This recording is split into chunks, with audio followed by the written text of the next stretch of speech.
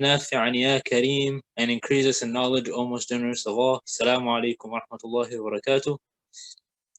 Alhamdulillah, I welcome you all to another lecture by our beloved Dr. Ma'an.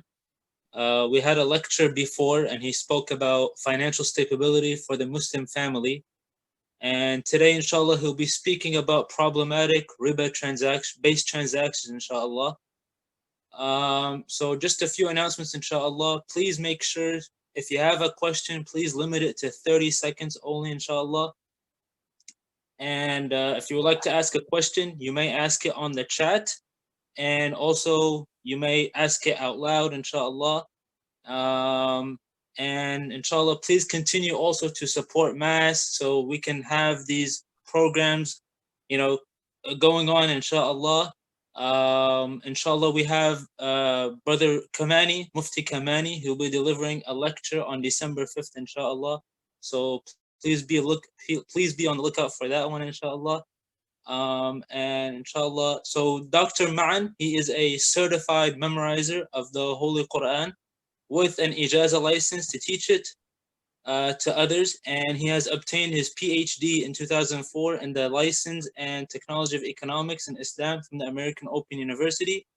Dr. Ma'an has taught many courses such as Islamic Jurisprudence of Financial Transactions, Islamic Jurisprudence of Worship, and Analytical Interpretation of Hadith, and so many other courses, alhamdulillah. And we are blessed, inshallah, to hear from Dr. Ma'an and to enlighten us over the problematic riba-based transaction, inshallah. So without further ado, تفضل Dr. Ma'an, inshallah. Jazakallah khair.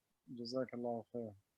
بسم الله الرحمن الرحيم. الحمد لله رب العالمين. اللهم صل وسلم وبارك على محمد وعلى آله وصحبه أجمعين. اللهم نور قلوبنا بالعلم وزين أخلاقنا بالحلم وافتح بيننا وبين قومنا بالحق وأنت خير الفاتحين. سبحانك لا علم لنا إلا ما علمتنا إنك أنت العليم الحكيم. Respected brothers and sisters, السلام عليكم ورحمة الله وبركاته. وعليكم السلام. ومشاكم وتبوأتم من الجنة منزلا بإذن الله. I'm glad to be with you virtually for the second time.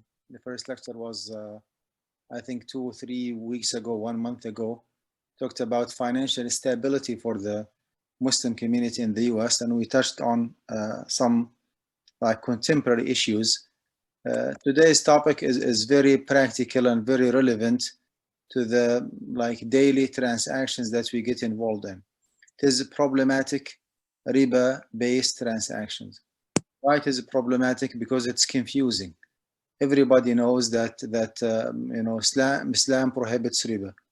The matter of fact, we Muslims believe that Allah subhanahu wa ta'ala prohibited riba for Muslims, for Christians, and for Jews as well. Okay, and more than that, in the Quran itself, there is a clear indication that Allah subhanahu wa ta'ala has prohibited the Jewish community from dealing with interest by saying وَأَخْذِهِمُ الرِّبَا وَقَدْ نُهُوا عَنْهُ. He was blaming and criticizing Jews in a certain period of time by saying وَأَخْذِهِمُ الرِّبَا, and by the fact that they used to consume riba وَقَدْ نُهُوا عَنْهُ, while they were prohibited from doing so. So what we Muslims believe in is that the major prohibited acts in Islam are identical with the major prohibited acts in Christianity and Judaism throughout the whole world since the time that Allah subhanahu wa ta'ala created Adam until Qiyam as-Sa'ah, until the day of judgment, with no difference between Christianity or Judaism or Islam. Murder is prohibited, drinking is prohibited, fornication is prohibited, adultery is prohibited, stealing is prohibited, dealing with interest is prohibited. This is something well known, معلوم من الدين بالضرورة. It's known by necessity, by default. However, the problem that we face Muslims living here in this society is not whether or not riba is prohibited, is what are the riba based transactions that have to be avoided versus the non-riba transactions that could be conducted. Why this is a challenge for us? Because simply the language, the terminology that we use in al-fiqh al-Islam, in the Islamic jurisprudence, might be slightly or significantly different from the terms that are used in the day-to-day transactions or in the industry or in the finance industry in the US. I'll give you some examples. A certain charge introduced to you to pay, certain charge that you have to pay. It could be introduced to you as overdraft charge. It could be called late fees, right? It could be called interest. It could be called fine, right? Okay, now the late fees and the overdraft charge and the interest and the fine, right? Fine means gharama in Arabic. Okay, those different charges might be the interest that Allah subhanahu wa ta'ala prohibited, and might be something else. Might be something else. And vice versa, you might receive money. You might receive money from others when conducting, like in daily transactions. You receive it as a revenue. You receive it as a dividend. You receive it as a profit. You receive it as a commission. You receive it as interest, right? You receive it as bonus. Okay. Again, different terms used in the day-to-day transaction might reflect or might be identical with the riba that Allah subhanahu wa ta'ala prohibited, and might be different. Our job here as practicing Muslims is to identify the riba-based transactions, so they have to be avoided, and the non-riba based transactions that could be conducted, as simple as that. In order for us to be able to differentiate between riba-based versus non-riba-based, or riba-based versus riba-free transactions, we need to agree upon a certain definition of riba. What is the riba that Allah subhanahu wa ta'ala prohibited? I'm sure that you are already confused, okay, when it comes to riba al-fadl and riba al-nasa and riba al-nasi'a, exchanging food for food, exchanging money for money. You know what? Forget about all these different categories of riba, and let's focus on the riba that is agreed upon its prohibition. The riba that's agreed upon its prohibition. Look at this definition here, and I want you to memorize this definition by heart. Okay, forget about the name. That's called riba al-nasi'a. Do not confuse yourself. Just focus on the definition of riba. It is the premium. It is the premium that must be paid. Premium that must be paid by the borrower to the lender, along with the principal amount, either as a condition for the loan or for an extension in its maturity. One more time, it is a premium that must be paid by the borrower to the lender. When you read premium and principal, you can easily tell that the premium is something different from principal, something extra on top of the principal that has to be paid. This is number one. And number two, when you read here lender and borrower, we are talking about loan agreement, right? We're talking about loan agreement. Someone is lending or advancing money, giving money to somebody else, and that somebody else has to pay back the principal, has to pay back premium on top of it, right? So the premium that must be paid by the borrower to the lender, along with the principal amount. Two different things are guaranteed by this contract: the principal and the premium. Okay, so I want you always to remember that whenever the principal in any transaction, any kind of partnership, any kind of business, right, any kind of contract, whenever the principal that you pitch in, that you pay, that you contribute toward a certain business, whenever your principal is guaranteed, then there is something wrong. There is a big question mark here, because you cannot guarantee your principal in the Islamic finance. This is Islamic Finance 101. When you want to get involved in a business, you cannot guarantee your principal. You cannot guarantee your principal. Leave aside to guarantee your profit.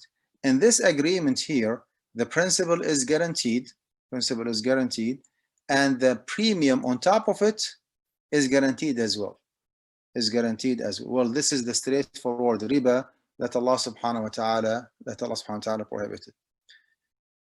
More than that, we have two different scenarios here. Two different scenarios. Number one, either as a condition for the loan. Condition for the loan. Condition for the loan. What does it mean? Condition for the loan means that you go to Bank of America, you apply for personal loan. It could be business loan, it could be investment loan, it could be student loan, any kind of loan, right? And you know from day one that you cannot proceed with this application, you cannot receive your money without committing yourself to pay 3%, 4% more or less APR, annual percentage rate. Okay, you take it or you leave it. Okay, you take it or you leave it. This is what we have for you. You want to take $1,000, you have to pay it back $1,030. Okay, and the first year, if you want to take it for 2 years, it's going to be $1,060. Okay, I'm just giving random examples. So this is what I mean by either as a condition for the loan. You cannot move forward, you cannot proceed without committing yourself to paying interest. In this case, your interest is unavoidable.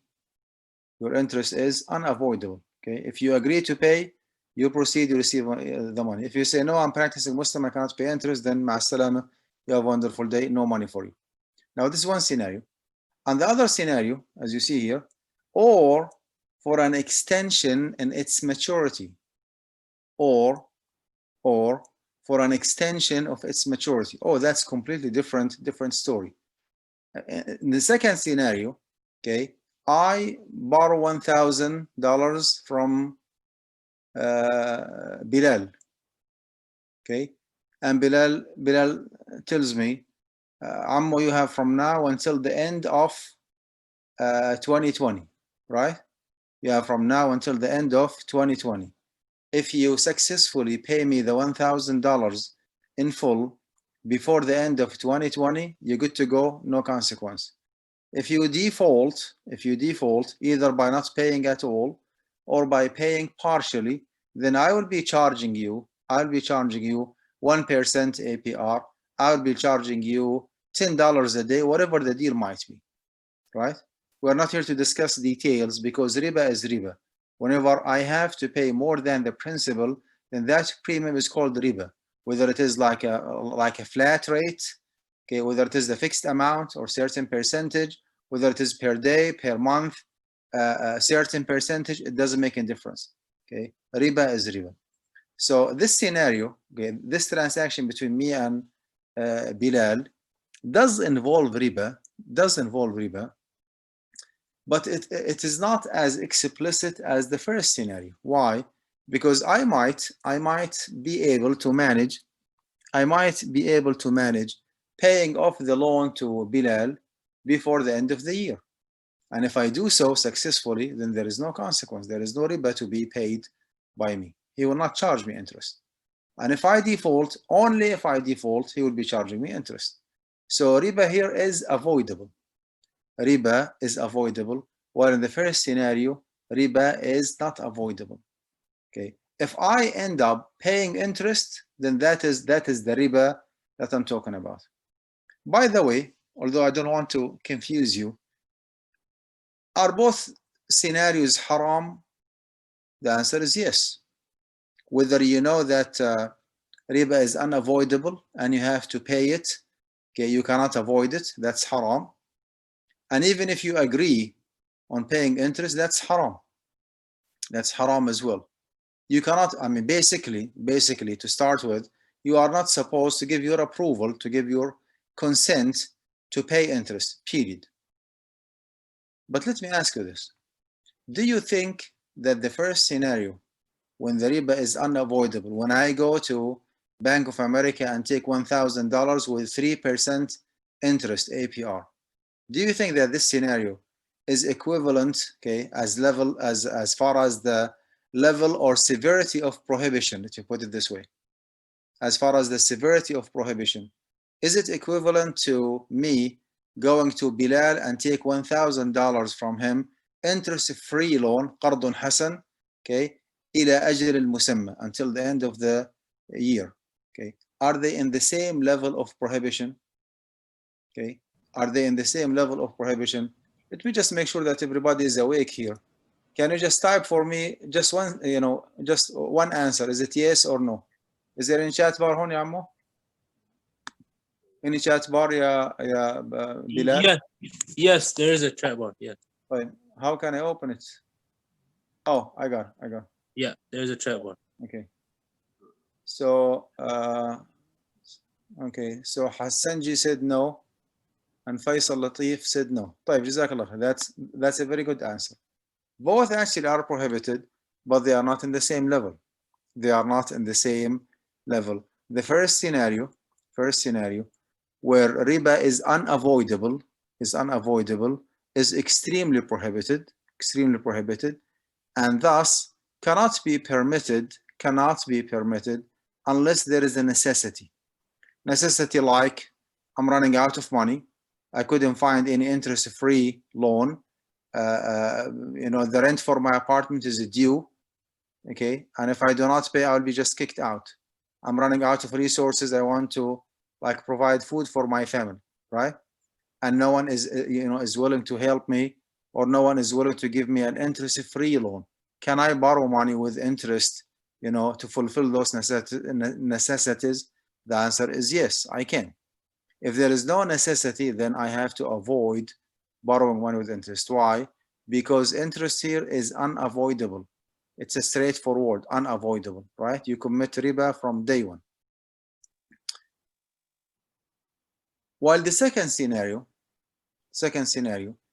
although it's still prohibited, but there is some flexibility in the Islamic finance system. There is some leniency here, right? Okay. According to the Islamic finance principles, I can proceed with this loan by asking Bilal for $1,000 if there is a haja, okay? If there is a haja, like a need. It doesn't have to be, necessity, something that is really dire, something that's really, I'm desperate for it. But as long as there is a legitimate public need for it, okay, like finance here in the US, right? If you go to any car dealership and take zero interest, zero APR, okay? Do you know what does mean zero APR? It means that you have to commit to pay the principal or the price of the car within 60 months, right? If you pay in full within the allocated time, the installment time, then you're good to go, no consequence, okay? What will happen if you defaulted? Well, you have to pay interest. So it's not a pure 100% qardun hasan, interest-free loan, okay? The riba is stipulated, is a conditional one. If and only if you pay on time, no consequence. If and only if you do not pay on time, totally or partially, then you have to pay interest, and you cannot proceed without giving your consent, for the transaction. This is what I mean by the premium that must be paid by the borrower to the lender, along with the principal amount, either as a condition for the loan, remember Bank of America, or for an extension in its maturity. Okay, remember my loan that will be taken from Bilal, right? Why I'm saying here for the extension in its maturity, because all the way, if you still remember the example, all the way until December 31st, no consequence. Now after that, by January 1st, 2021, Bilal will come and say, Ammo, the loan is due. إما أن تقضي وإما أن تربي. إما أن تقضي وإما أن تربي. Oh, we have a gentleman agreement. It's a word of mouth. You have to honor it, right? Now, your loan is due and you do not have money. You have two options. إما أن تقضي وإما أن تربي. You need to manage paying me now on the spot, or otherwise, if you want more time, I can give you time, but you need to pay me more. Okay? Or otherwise, I would approach Bilal by saying, أمهلني وأزيدك. Give me more time, and I will pay you more. This was the exact practice during the Jahiliyyah, before the Prophet of Muhammad والسلام, even in the first stages of Islam, before the final declaration in the Quran that prohibits riba permanently, completely until the day of judgment. Okay, you read, for example, in Muwatta Imam Malik, which is one of the very authentic resources. كان الرجل يقرض الرجل فإذا جاء الأجل قال أمهلني وأزيدك. People used to lend to one another. Upon the maturity of the loan, either the borrower would approach the lender by saying, أمهلني وأزيدك, give me more time and I'll give you more money. Or otherwise, the lender would approach the borrower by saying, إما أن تقضي وإما أن تربي. You either pay me in full or otherwise you pay me interest and I will give you more time. Right? فأنزل الله سبحانه وتعالى, Allah subhanahu wa ta'ala revealed, يا أيها الذين آمنوا اتقوا الله وذروا ما بقي من الربا إن كنتم مؤمنين. O you who believe, fear your Lord, be conscious to your Lord, and just to quit whatever remaining riba that others owe you if you claim to be believers. فإن لم تفعلوا فأذنوا بحرب من الله ورسوله. If you are not willing to quit, then you are declaring a war or waging a war against, or Allah is waging a war against you. Allah and His Prophet are waging a war against you.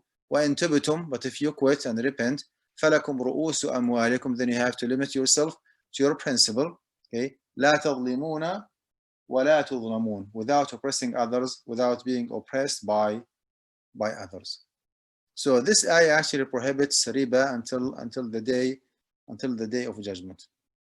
Now, if you confirm with me that you can say the definition of riba by heart, just say yes, I know it by heart. Okay, the premium that must be paid by the borrower to the lender along with the principal amount, either as a condition for the loan or for an extension of its maturity.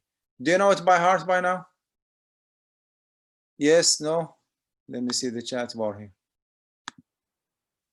Okay, from Muhammad Arfan. Yes, okay. Okay, hold on, ya Suhail. Okay, I'm gonna put you on the spot. Can you turn your microphone on and say the definition of riba? No cheating, Suhail. Did you take a picture of the slide? Go ahead and say it for me. Yalla ya Suhail. So it is the premium you have to pay, okay, on the borrowed money, or for the extension of the limit. I think that's what the thing was, I think. Okay, I'll give you 70%. Okay, who else said that yes, I know it by heart? I see here Muhammad Al-Mitwalli.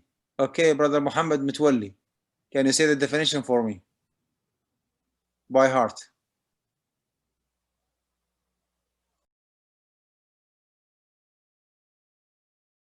Brother Muhammad Mitwalli, you are in big trouble, huh?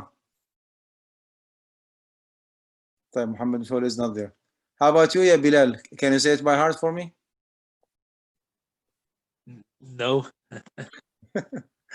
Okay, so here is the definition of riba, because I need to move on.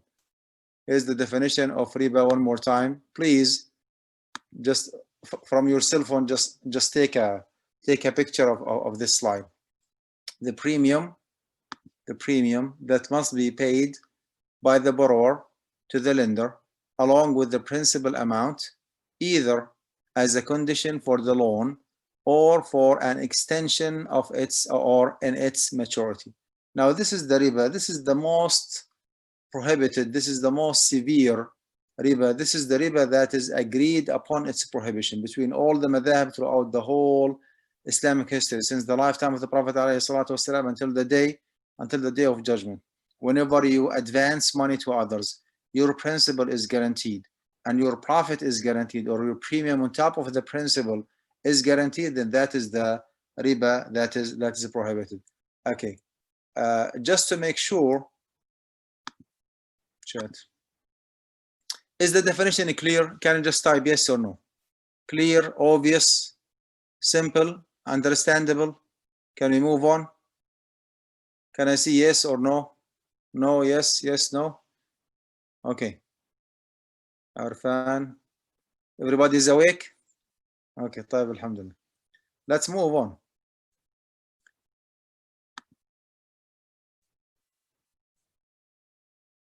Look at this. Brother, can I interrupt you for a second? No, you cannot. Sorry. No, go ahead. Okay, so if my principal is guaranteed, then it's part of Riba, if I understand. Then if I put $100,000 in my account in Bank of America, that $100,000 is guaranteed, whether I take interest or not, doesn't matter. So is that not allowed? Okay, I will answer your question. That's a good Thank, question. thank you. I will answer. Okay. Okay, I want you to take a picture of this slide before I just put you on the spot. Okay. This is a fiqh maxim. Emphasizes clearly that from an Islamic finance perspective, we do not care about the terms, the terminology, the formality of the contract. What we care about is the spirit, is the essence, is the nature of the agreement. Because as I said in the beginning, sometimes certain terms, certain terminology are used, okay, in which riba is not obvious, okay. Late fees, overdraft charge, profit, commission, dividend, right? You receive several, like money from several sources named differently, but some of them might be riba. So our fuqaha actually established, a قاعدة here, or a fiqh maxim. They say العبرة في العقود للمقاصد والمعاني لا للألفاظ والمباني. What matters in transactions, okay, of course from a fiqh perspective, haram and halal perspective, what matters in transactions is the essence and reality, not wording or formality. Let's say it by heart. What matters in transactions is the essence and reality, not wording or formality.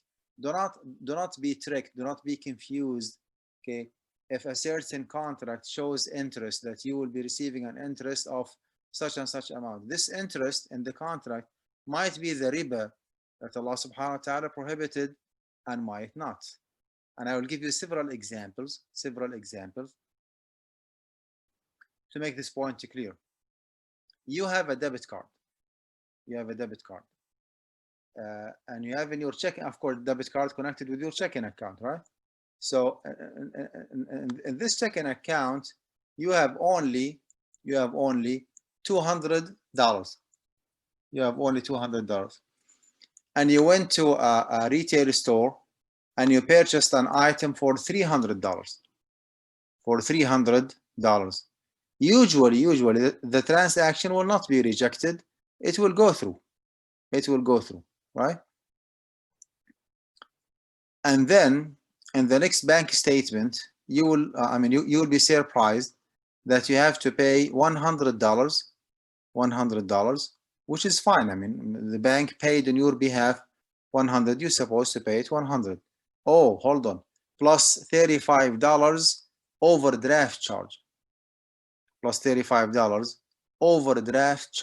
Now, what is the fiqh interpretation of what happened?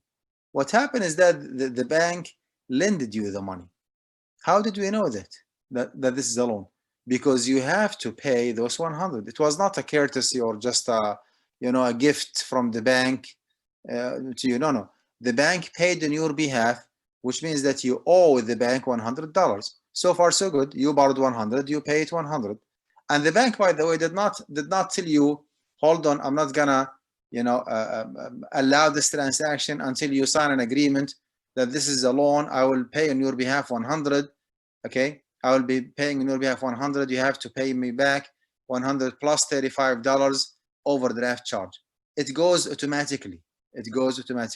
But again, the fiqh interpretation of what happened is that the bank is paying on your behalf. The bank is lending you the money, and you have to pay that amount back plus $35. It's not an interest. Be careful. It is an overdraft charge. Okay. overdraft charge from a fiqh perspective is an interest, because you borrowed money and you have to pay the premium, okay, that you have to pay on top of the principal to the lender. And this is actually in a very clear compliance with the definition of riba that we just memorized, and we agreed that this is the definition of riba. It is the premium has to be paid by the borrower to the lender, either as a condition for the loan or for the extension of its maturity. You borrowed from your bank 100, you have to pay it back $135. Now that overdraft charge is an interest, believe it or not. It's not introduced to you as an interest, but it is an interest. Why? Because what matters in transactions is the essence and the reality. The reality here in this scenario, this example, is that you borrowed money, not wording or formality. There was no wording here that, oh, you are borrowing from me and you have to pay. No, I mean, this is the nature of the agreement. Okay, another example. Do you think, just type yes or no. Let me go to chat. Do you think that opening a saving account in Bank of America, that's halal? If you think it's halal, just say yes. If you think it's haram, say no. I have 34 participants. I want to see 34 answers. No. Okay, keep going. Okay. How about the rest? Maybe some of you just logged in and went to have dinner or something. Okay, yes, halal, okay. Okay, before we answer this question, is opening a traditional saving account in Bank of America or Wells Fargo or Capital One or Chase haram or halal? Let's try to understand the nature of the agreement. Always remember this qaida, this fiqh maxim. What matters in transactions is the essence and reality, not wording or formality, right? When you pay $5,000 to Bank of America and you open a saving account, by the FDIC, by the federal FDIC, the Federal Deposit, FDIC, Federal Deposit Insurance Corporation, right? So those $5,000 that you open your saving account with are guaranteed by the FDIC, Federal Deposit Insurance Corporation, whatever. And the premium that you will be receiving on top of them is guaranteed as well. So your principal is guaranteed, and your return, okay, your premium on top of the principal is guaranteed as well. This means that you are lending your money to Bank of America. Someone might say, oh, hold on. Do you want to tell me that the bank who has like tens of millions of dollars is borrowing from me $5,000? Does the bank need my money? My answer is, it doesn't go this way. Okay, from haram and halal perspective, we do not care who is in need for the money and who is not in need for the money, who is the rich, who is the poor, who has more money and who has less money. What we care about is the essence and the reality. Okay, maybe you have only 5,000 and the bank has $5 billion, but the nature of the agreement shows clearly that you are lending your money to Bank of America. How did we know that? Because your principal is guaranteed and your interest, like the premium that you receive on top of it, is guaranteed as well. You are not taking any risk. This is a riskless transaction. Whether Bank of America makes a profit or incurs loss, you do not care. By the FDIC, your money is guaranteed. And that's why opening a saving account, traditional saving account, is not an option. Now, based on what we already explained, is this kind of riba avoidable or unavoidable? No, it is unavoidable. You are indulging, you are involving yourself in taking riba from day one. Now, do not tell me I made an agreement with Bank of America not to pay me interest because I'm practicing Muslim. No, this is incorrect. By default, by the nature of this agreement, this account generates interest, right? Now, if that particular branch or bank does not give you the interest upon your request, does not mean that you are not generating interest. No, you are generating interest, but you have chosen not to take your interest. But the agreement itself actually by default, makes money. So because your principal is guaranteed, and your profit, your revenue, your dividend, your interest, call it whatever you want. We do not care about the names. We call about the essence and reality, not the wording or formality. And that's why opening a saving account is not an option for Muslims. It is absolutely prohibited, because you are getting involved. You are involving yourself in interest and taking interest from day one.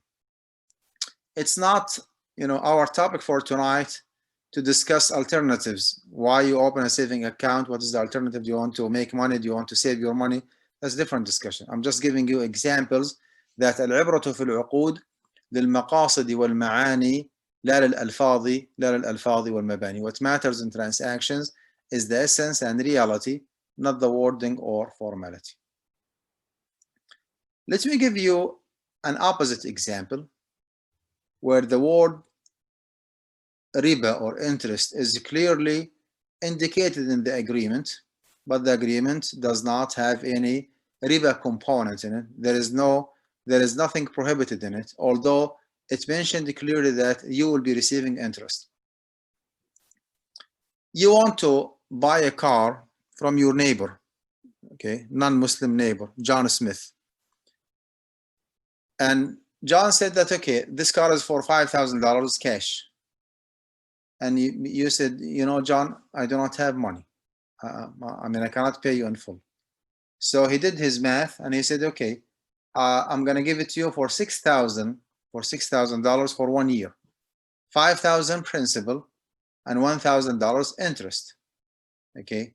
And you said, well, I cannot pay interest. If you want me to proceed, then you need to make it $6,000 for 1 year, installment sale. It's not a spot sale, it is installment sale. $6,000 for 1 year. And you need to mention zero interest. He said, no, it has to be $5,000 principal or cost or price plus $1,000 interest. I'm going to mention interest in the agreement. Okay. Can you proceed with this transaction? He wants to charge you $1,000 interest and $5,000 price. If you think that this deal is halal, between you and John Smith, just type yes, it is halal. If you think it is haram, just type no.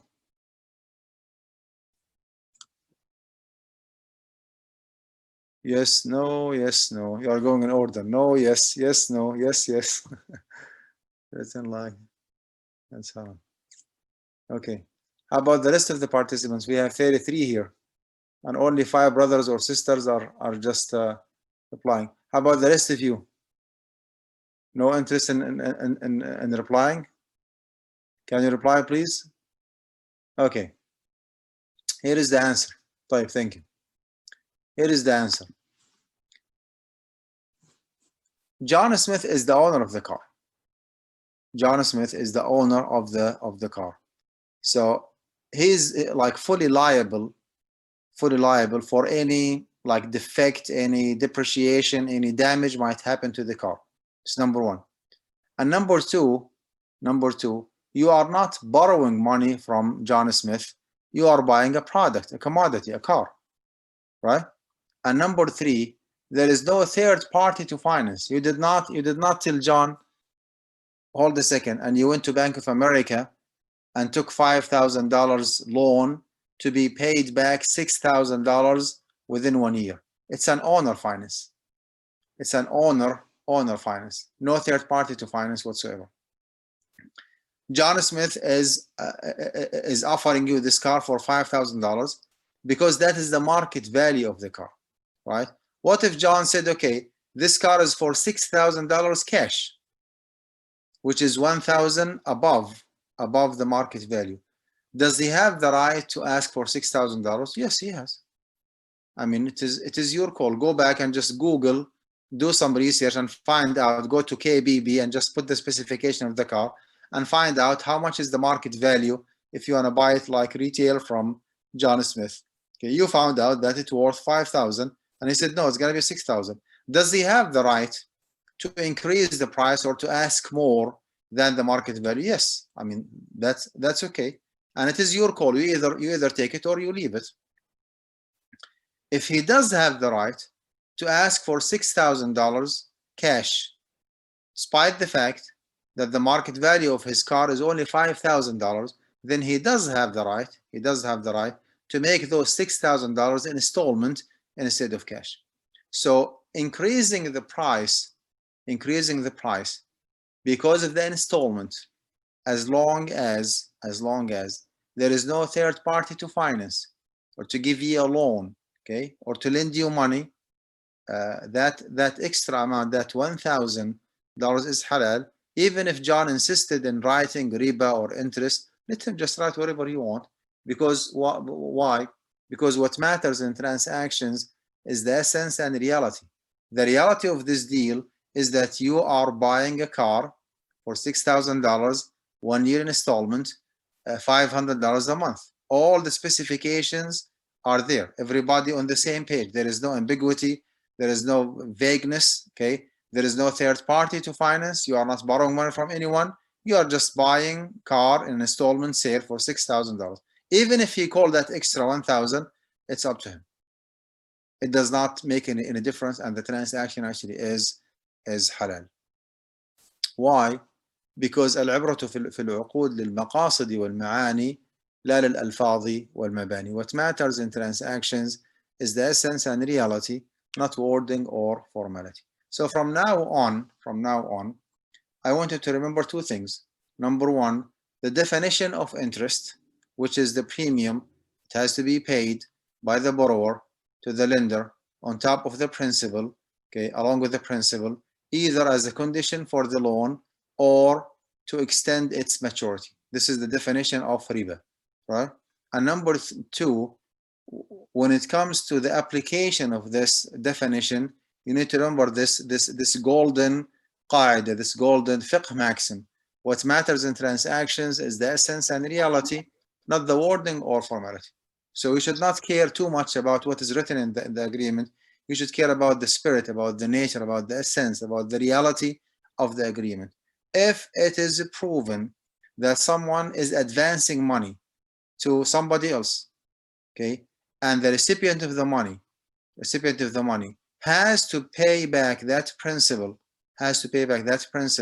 plus extra money, and the lender or the advancer, the one who gives or the financier, if you wish, okay, does not take any risk whatsoever for him or her, it's a risk-less transaction, then that is the riba that Allah subhanahu wa ta'ala and his Prophet alayhi salatu wasalam prohibited. Why? العبرة في العقود للمقاصد والمعاني لا للألفاظ والمباني. Just to make this fiqh maxim clear, let me ask you this. Why the Prophet ﷺ prohibited what is called bay'ul 'ina? Bay'ul 'ina is a very simple concept. Okay, the market value of this phone, this iPhone, is $100, right? $100. So I tell Bilal, okay, I am selling you, okay, I'm selling you this phone, ya Bilal, for $100 installment. For $100 installment. So this phone is yours, and I'm talking from Houston, Texas, and he's now in Oklahoma City in the state of Oklahoma. Okay, so this phone is yours, ya Bilal, for $100 installment, right? So the phone is yours, and you owe me $100. And then I say, okay, I am buying this phone from you, ya Bilal. I'm buying this phone from you for $90 cash. $90 cash. And I wire him, okay, or Zelle him $90. Okay. Bilal did not receive the phone, did not own the phone, did not use the phone. The phone is still actually in my possession, right? And we ended up me giving Bilal $90 cash via Zelle or ACH or whatever. Okay, and Bilal has to pay me $100 later. That is bay'u al-'ina. That is bay'u al-'ina. And the Prophet ﷺ strictly prohibited bay'u al-'ina. Do you know why? Because العبرة في العقود للمقاصد والمعاني لا للألفاظ والمباني. What matters in transactions is the essence and reality, not wording or formality. Prophet ﷺ is telling us, do not circumvent the rules. Okay, excuse me, do not lie on yourself. You know from day one that you do not want to buy the phone. You want cash money. But in order for you to convince yourself and to convince people around you that you are not dealing with interest, you just indulge, you just involved, the phone in between, while you do not want to buy and I do not want to sell. It's just a trick, like something that we involve just to give the impression that everything sounds good. There was a sale agreement, okay, that the phone was sold and then bought again, which is not the case. So always remember, العبرة في العقود للمقاصد والمعاني لا للألفاظ والمباني. That is the challenge that we face here in the US, which is how to take one step back and to interpret the transaction, okay, from a fiqh perspective. You need to navigate and search, okay, is there anyone giving others money and his money is guaranteed and the return of that transaction is guaranteed, that the recipient has to pay back the principal plus extra money? If the answer is yes, and that financier or that lender is not taking any risk whatsoever, that's a riskless transaction for him or her, that is the riba that Allah subhanahu wa ta'ala prohibited. Now, is this fiqh maxim clear? Are we good to go? Can you type for me yes, please? Sarina, Masood. Okay. Are you still awake? No response here. Muhammad Mutwalli, Sarina. Okay, alhamdulillah. So 3 responses so far. Zubair Ahmed. طيب. So out of 32, we have only like 3 or 4 participants who are responding. How about the rest of the community? Where is Faisal Latif? Where is Zubair Ahmed? Assalamu alaikum. Salam. And Wafa This is Zan. and This is Tuba, Zan from India. Okay. Can you I please have a respond, all of you? question. Let me open the floor for question and answer for a few minutes before I proceed. Go ahead, please. So, sir, my question is like, I'm planning to invest here. So I have received a plan from a company, which is a long-term plan, and which states that you invest 1 lakh rupees for 10 years, 1 lakh every year, and at the end of 14 years, you will get 15 lakh rupees, right? And they say that the plan that we are sharing with you, it's not doesn't give you a fixed income. It ranges from 4% to 8%, and it may change, right? And why we are confirming you the profit is basis our analysis for over 10-15 years that we are doing, and we invest in such companies which is not haram, and we invest in such bonds and companies which will eventually give you profit. That's why we are able to let you know that we are able to confirm you about the profit thing. So is it fine for me to go and invest there? I cannot give you an official answer for this question until I read the actual agreement between you and the company. What kind of business they do? If your profit is not guaranteed and it is a variable profit, does it mean that it's not guaranteed at all, or they do guarantee like a minimum amount or minimum percentage of profit? If the answer is no, how about your principal? Is your principal guaranteed or not? what is the core business of this company? Do they deal in the stock market? Is it like a platform like TD Ameritrade, or it is a mutual fund company? All these details have to be verified, okay, in an agreement or a contract or whatever you sign with them. When I read it in full, I can give an answer. But basically, if the nature of the business of this company is a halal one, right? And number two, your principal is not guaranteed, your profit is not guaranteed. Apparently, it looks fine. But again, this is not an official answer or fatwa for your question, because I did not read the contract, and I have learned that without reading the actual agreement with the company, I cannot give an answer. طيب, let me take another question before I move on. Can I ask a question? Yes, sir. So I'm a physician. So quick question. Can you speak up, please? Can you hear me now? Yes, sir. So Jazakallah for the introduction to this. Absolutely. So home loan through the usual Bank of America and all that, this is riba if I'm taking that. Can you give me a yes or no then? Okay. The home loan and then commercial loans as well for business ventures from American banks for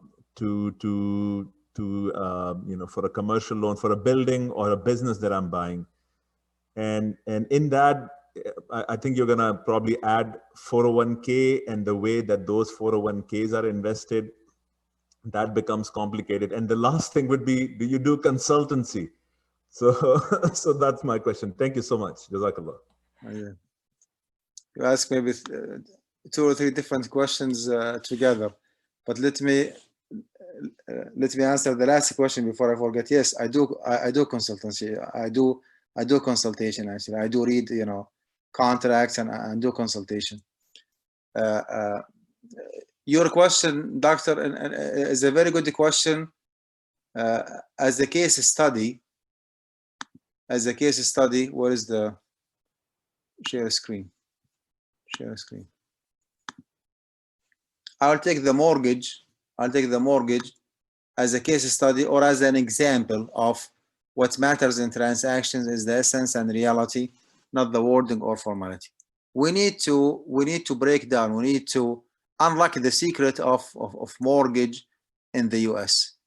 Do you know that there are 3 different transactions, 3 in 1, getting involved simultaneously in the mortgage agreement?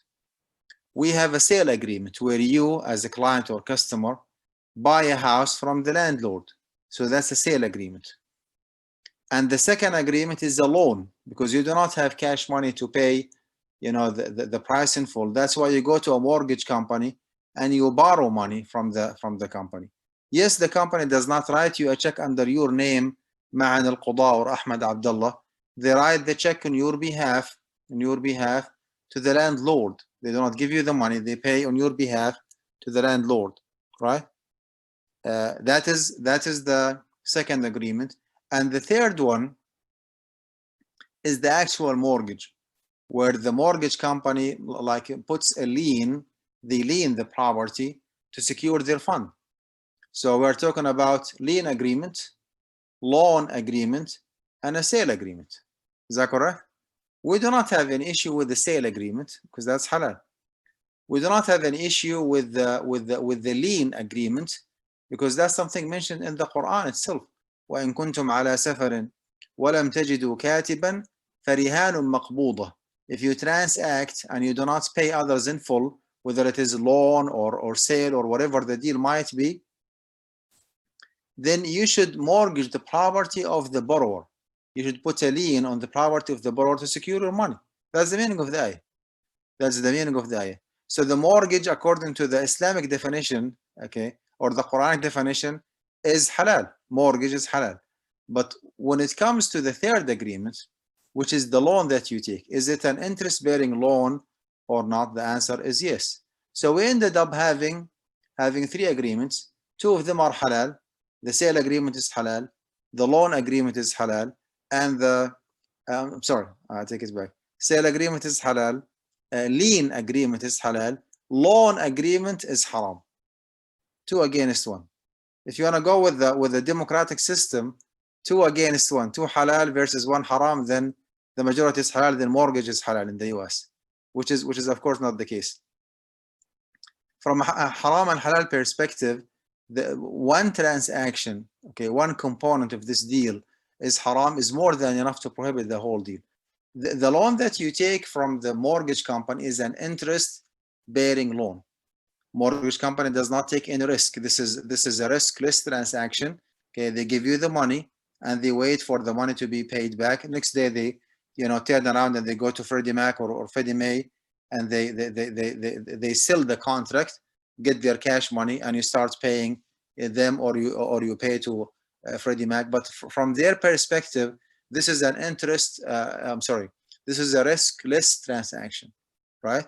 And if you apply this qaida, this fiqh maxim, what matters in transaction is the essence and reality, not the wording or formality. You can easily tell that mortgaging a home traditionally in the US is not an option for Muslims, for practicing Muslims. I forgot the third question. Oh, the third question was about 401k. That's completely different topic. So if you do not mind, let's just focus on our topic for tonight. And if we have time, inshallah, we'll okay. Business or commercial loans? What's that? The business and commercial loan. Yeah, I mean it's the same. You borrow money with interest. It's straightforward interest-bearing loan. Jazakallah. Thank you. Now, after this like very long and boring introduction, let's start applying those principles that we have learned, okay, on certain transactions. By the way, this is I mean, this PowerPoint presentation is not copyrighted, so I mean, if you are interested in getting a copy from it, I'll be more than happy, inshallah, to send it to Bilal, and you can get your own copy. Please feel free to circulate it and to give it to whomever you want. This is 380 plus slides. I use it to teach a course at Guidance College, the college that that I teach in, for the master's student. We have masters in Islamic finance, and this is one of the courses that we teach. Okay, it might be a good idea to go to our website and to check, what kind of programs that we have. You might be interested in being a degree student. If not, then a non-degree student. You can just, take some classes for your personal benefit, for like, to educate yourself in a certain area. You want to study more about Islamic finance, about the Islamic inheritance law, fiqh al-tahara, fiqh al-ibadah, how to pray, how to fast, how to conduct the ibadat accordingly. That will be a good idea as well. So please visit our website. It's guidancecollege.org, guidancecollege.org. Now we can start our real presentation after this long and boring, introduction. What are the problematic interest-based transactions? We have bank loans that inshallah we'll be discussing. Any bank loan, marginal account, if you open like a brokerage account in the stock market and you make it marginal account. Okay, home equity conversion mortgage, which is the reverse mortgage. Okay, borrowing haram money from others, inheriting haram money, whether it is okay or not.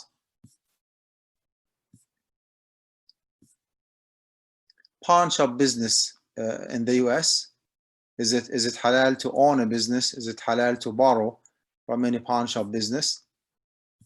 Okay, rotating savings and credit association, ROSCA, referring to as ROSCA, rotating savings and credit association, versus being involved in credit union business, being a part of any credit union, ruling for credit union. Employer loan, can you take a loan from your employer, an interest-bearing loan? Third-party employer loan, loan issuance fees, payment plan fees. Okay, Sharia compliant contracts, can you deal with with Devon Bank, which is a Jewish-based bank in Chicago. It's a community bank, but they do have what is called an Islamic window. They offer like certain, halal mortgage, as they claim that this is a halal mortgage, murabaha and musharaka, away from interest. Can you deal with this bank?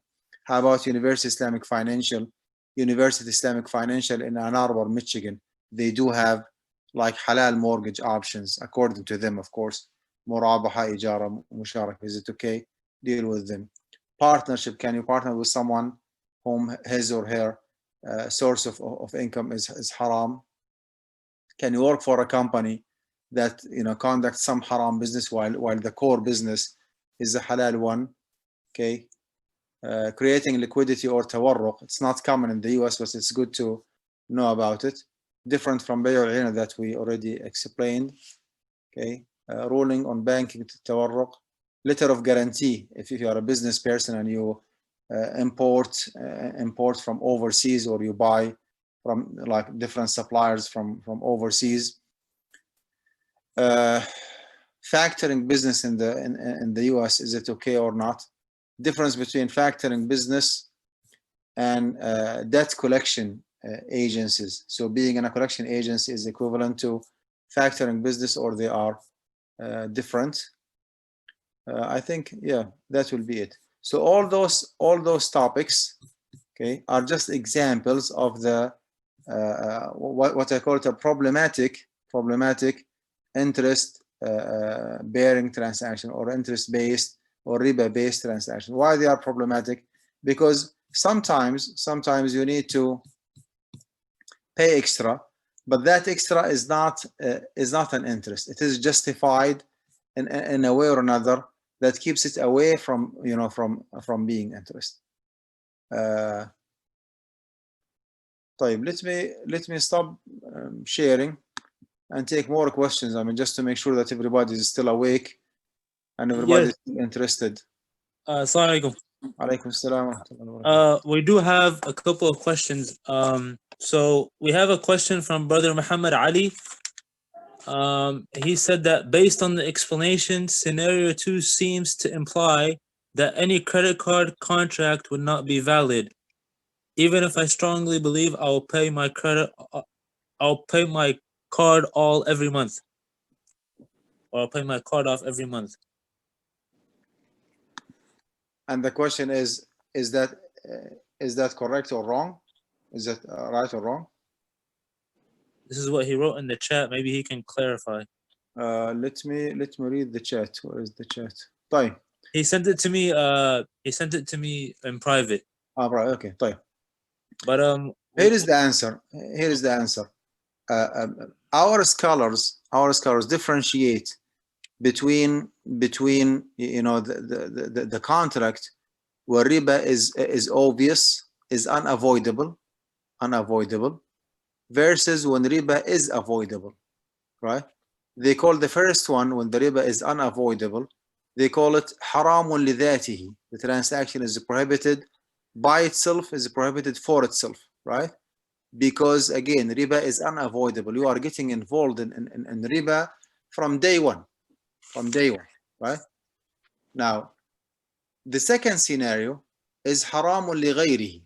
When you open a credit card, you can definitely avoid paying interest if you know exactly what are the interest-based transactions and you avoid them.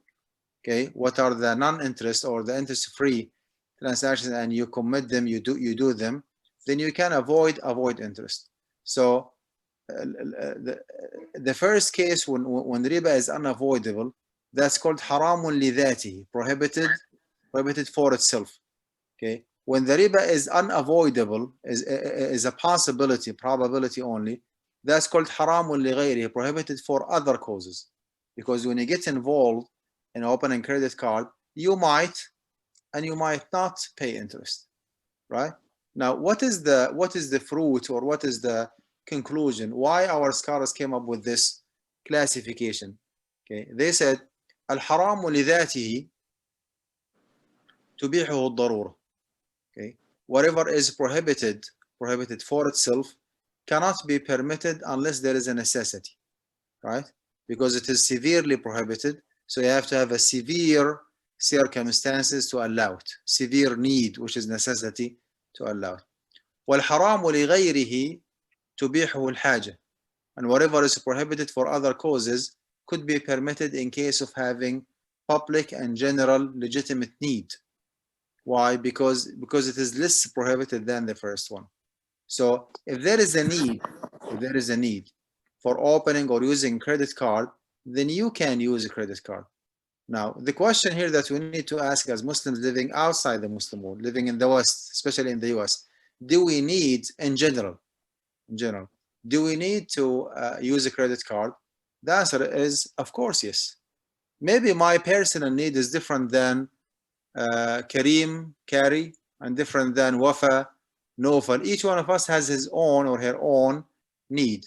At the end of the day, there is a public need, legitimate public general need for opening and using credit card. And if you want to apply this qaida, وَالْحَرَامُ لِغَيْرِهِ تُبِيحُ الْحَاجَةِ, whatever is prohibited for other causes would be permitted in case of need. The need is there, and the riba is avoidable. Okay, if you avoid using your credit card, for cash withdrawal, do not stop by any ATM machine and use your credit card for cash withdrawal. If you want cash, you can use your debit card, not credit card. Because if you do so, you will be charged service fees like one-time flat rate, which is fine, but you have to pay interest on the actual money that you have withdrawn. Because when you hold the credit card, you are borrowing money. You are not using your money. You are borrowing money from the credit card company. Unlike using your debit card. Your debit card means that you are withdrawing your own money, right? So do not use your credit card for cash withdrawal. Do not use, I mean, you can use it for like purchasing items and for paying bills. You have to make sure that you pay your what do you call it, the current statement, okay, versus, okay, you'll be having two different statements. There is a current statement and there is a, who can remind me, current statement, I forgot it. Just make sure that you pay every single month your current statement in full. Balance paying, no, that's different. Just make sure that you pay in full. I mean, you use your credit card for whatever you want. You can purchase items, you can pay bills. Okay, toward the end of the cycle or the circuit, you need to pay in full. So if you avoid using your credit card for cash withdrawal, if you pay your outstanding balance or current balance, if you avoid paying it after the due date, so you pay on time, you pay in full, you pay on time every single month, you pay in full, not partially, because if you do not pay 100% of your statement, then whatever remaining will be added up, will be rolled over to the next month, and you have to pay interest for it, right? So avoid cash withdrawal. Pay your monthly statement in full, right, before the due date. There is another another thing that you need to pay attention to, which is the fact that some, not all of them, some credit card companies charge you interest if you do any international transaction. You live in the US and you want to buy something from Pakistan or from China. Of course, you need to be careful because of coronavirus. Do not buy anything from China. They want to buy from overseas, right? They charge you wire transfer fees, which is fine. I mean, that's a service. Wire transfer, because they wire the money on your behalf to Pakistan, okay? Stay away from China. And they charge you currency exchange fees. They make some money out of the currency exchange, which is fine. Some of those companies, in addition to the wire transfer fees, currency exchange fees, okay, they charge you interest. They consider the money that you spend overseas as if you are withdrawing cash money from the ATM machine, and they charge you interest on the actual money that you spend. If that is the case with your own credit card, Chase, Bank of America, Wells Fargo, Capital One, whatever the bank might be, then you have to avoid using that particular credit card for international transactions. To conclude, using credit cards for Muslims in the US, in the West in general, in the US in particular, is permissible because there is a need for it, and the riba is avoidable. The riba is avoidable. I wish I answered the question of the brother or the sister who sent the question. I think the Okay. brother has gone offline. We do have another question from Yes, sir. the chat from Brother Suhail. One of the scholars says that giving interest is not haram as it is not mentioned in the Quran. The Muwakkil mentioned in the hadith is the person who used to bring the customers for the lender. What do you think? Well, the Quran does not have to mention everything. Okay, indirectly, the Quran prohibited receiving riba in the same way it prohibits giving riba to others, because Allah subhanahu wa ta'ala said, وَمَا آتَاكُمُ الرَّسُولُ فَخُذُوهُ وَأَطِيعُوا اللَّهَ وَأَطِيعُوا الرَّسُولُ, obey Allah and obey His Messenger. And the Prophet ﷺ said, لَعَنَ اللَّهُ آكِلَ الرِّبَى. Allah subhanahu wa ta'ala is cursing, okay, the consumer of interest, okay, the taker, the one who takes riba from others, right?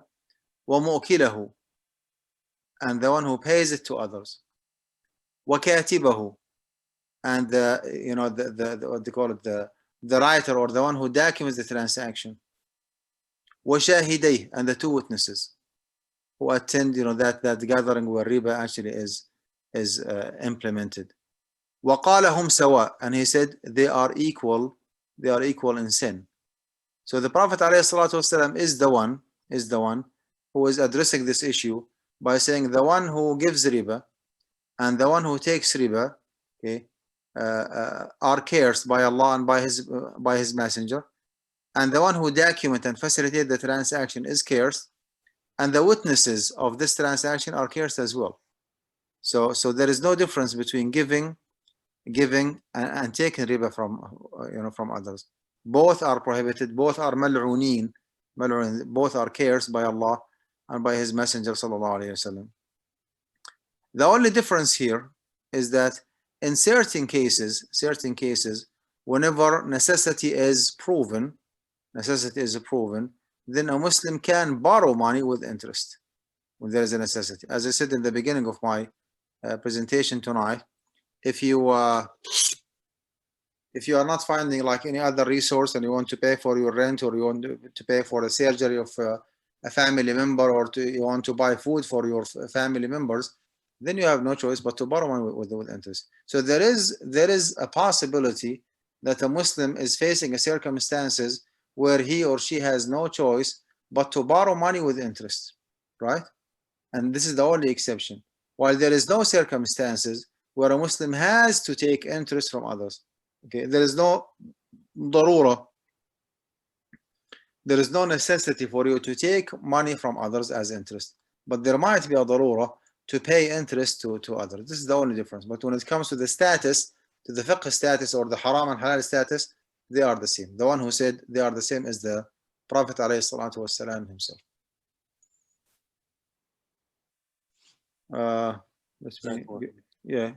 Give me just 1 second, please. Right. So the follow-up that I was. Yeah, here is Guidance College, and those are the academic programs that we have. Associate degree, which is like 2 years after the high school. Bachelor degree in Islamic Studies, Masters in Islamic Education for the Quran, Islamic Studies, and Arabic teachers. If you want to enhance your knowledge, if you want to structure your knowledge, then you need to join us for the Masters in Islamic Education. And we have Masters in Islamic Economics and Finance, which is the one that I'm referring to. Here is 36 credit hours to get your Masters. If you want to have only 1 year, which is the post-baccalaureate certificate, of Islamic finance professional. Okay, you take only 18 credit hours, and if you want to make it masters, then you take the second year. You end up with 36 credit hours. That is masters in Islamic economics and finance. Yes, brother, go ahead.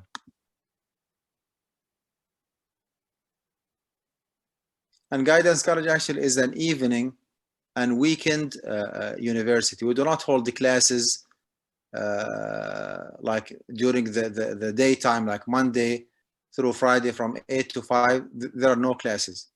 Okay? It's an evening and weekend, and we are doing this in purpose actually to make sure that students of knowledge who are interested in learning their deen are not interrupted. I mean, you can go through during the day to your regular college, pursue whatever degree you want, engineering, medicine, law, business, whatever, or to go to your job if you are a professional. And then in the evening, after 6 p.m., you start taking a class. It's a purely online university. We are in the process of getting the university accredited by SACS, the Southern Association of Colleges and Schools. Inshallah, it will be accredited soon.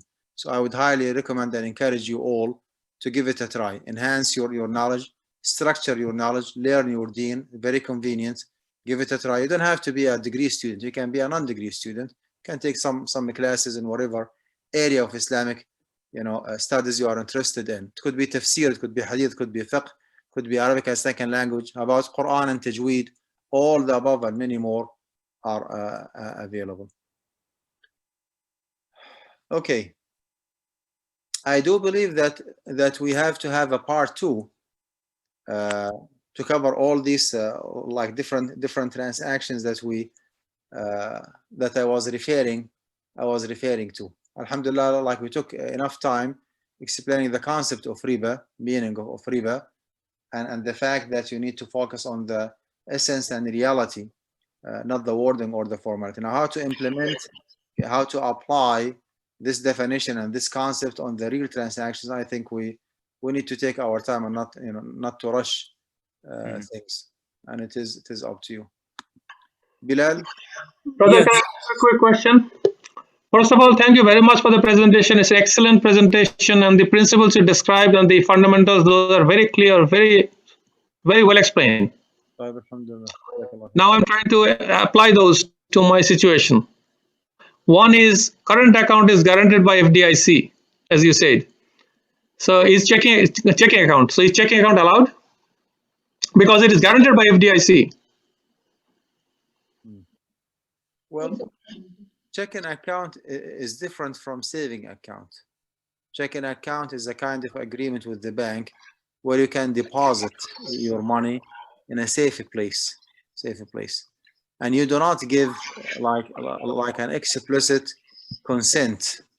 You do not give an explicit consent to the bank to use your money, although the bank does use your money. The bank does not sleep on the money. The bank lends that money with interest because they do have their own data and experience indicating clearly that more than 50 to 60% of the deposited money in checking account are stayed untouched. So because the bank is just a financial like a third party or mediator connection between the lenders and borrowers, they do use the money and make interest, right? But you cannot stop them. Unlike if you open a saving account. When you open a saving account, you give them the consent from day one to pay you interest. If and only if we have an Islamic bank with a genuine and sound Islamic practice, then opening a checking account in a conventional bank is not allowed, because you support a non-Islamic traditional, capitalist economic system, while the Islamic alternative is available. Nowadays in the US, there is no Islamic bank, and it's not wise to keep your cash money at home. You have to save your money, put some money, in a safe place. And it's very, very inconvenient for you to use cash money, because the system in the US is way more sophisticated than system or the finance or the monetary system back home in the Middle East and in the Muslim world. So opening a checking account is a desperate need. Okay, yes, your money is guaranteed, but you are not making interest. This is not an interest generating account. Unless you open interest-based checking account, that's a different story. If you open an interest-based checking account, then you are doing something wrong, because there is no difference between this scenario and opening a saving account. Did I answer your question, Akhi? Yes. Thank you. طيب, Bilal, can we arrange for maybe a part 2 later on for this presentation? If the community is still interested, I'm not sure if they are interested, but if they are, I'll be inshallah more than happy to arrange for part 2 of this presentation, which will be going through the transactions that I already, showed you. How about that? Yes, inshallah. I was about to send a message Assalamu to. alaikum. Alaikum assalam wa rahmatullahi wa barakatuh. Yes, go ahead, Bilal. Yeah, I was about to send out a message to everyone on the chat about if they would like to have a part 2. So I got a message from someone already. So if you'd like to have a part 2, just respond yes or no in the chat quickly, inshallah. Yes, yes, yes. We'd love to have more discussions. Okay. Yes. So part 2 for sure. So it seems like everybody would like to have part 2, inshallah.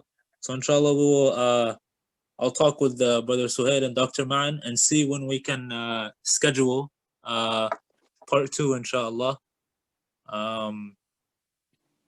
But inshallah, so look out for that, inshallah, and keep on the lookout. We have another program, inshallah, with Mufti Kamani on December 5th for the fiqh of Sirah, inshallah. And please continue to support MAS, inshallah, Muslim American Society. Please continue to support us. We have a center here in Oklahoma City. Alhamdulillah, it's going very well. So please continue to support us. Go online, masok.org. Support whatever you have, how much ever you can put. Even if it's $1, inshallah, it will be raised up in your scales, inshallah, of hasanat. So please continue to support MAS, continue so that we can continue doing these programs, inshallah. Jazakallah khair, Dr. Ma'an, for giving up your time. Alhamdulillah. We always enjoy having you as a speaker. Alhamdulillah. Jazakallah khair. May Allah subhanahu wa ta'ala continue to bless your health, your wealth, and your family, inshallah.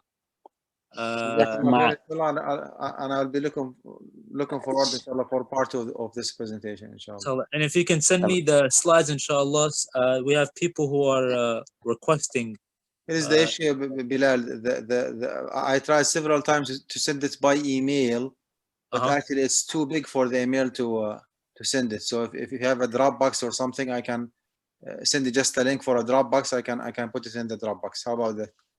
Okay, inshallah. Sheikh Ma'an, this is Sahil Hassanji. So inshallah, yes, we can. Yes, I'm sorry. Yeah, go ahead. We can provide you with the link for our Dropbox for MAS, inshallah, and then we're gonna make it available through our website, inshallah, and we'll post a link for everybody to pull it from there, inshallah. But I have a request that there are a few more questions on the chat. Would it be possible for you to quickly respond to those so that we at least have all the previous questions answered, if it is possible for you, inshallah? And within the next couple minutes, 5 minutes. My battery is shutting down now. It's okay. 8 o'clock, but I'll take one question. That's fine. Well, okay. What is the question, yeah, Bilal? We do have a question. So, what are your thoughts on the Murabaha loans for homes from Devon Bank? Oh, that's a long topic, but long story short, there is a difference between Murabaha as a concept and Murabaha as a practice. Murabaha as a concept is halal. The practice of Devon Bank is not pure and straightforward. They have a lot of violations in their contract, and we, like in our fiqh council, we do not recommend Devon Bank unless unless guidance residential is not available for some reason, then you can use Devon Bank. Let me, before I leave, give me just 1 second. 1 second, please. Allah, Allah, Allah.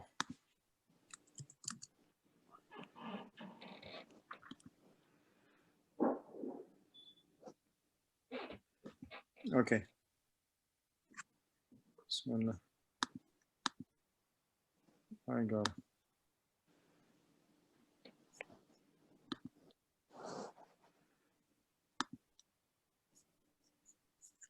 What happened to the Zoom? Where is the?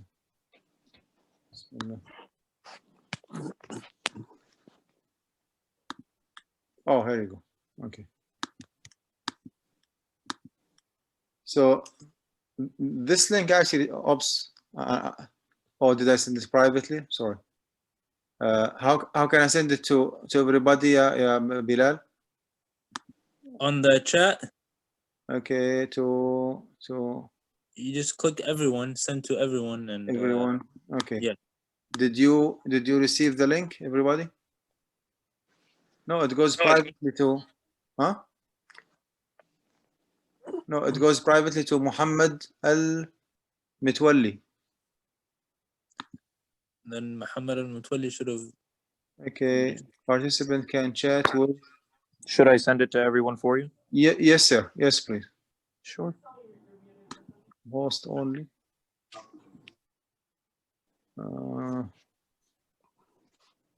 Oh, everyone in meeting. I think I got it. How about now? Did you receive it? Yes, yes. There you go. Yes. So this is our fiqh council that I'm a member in the resident fatwa committee of AMJA, the Assembly of Muslim Jurists of America.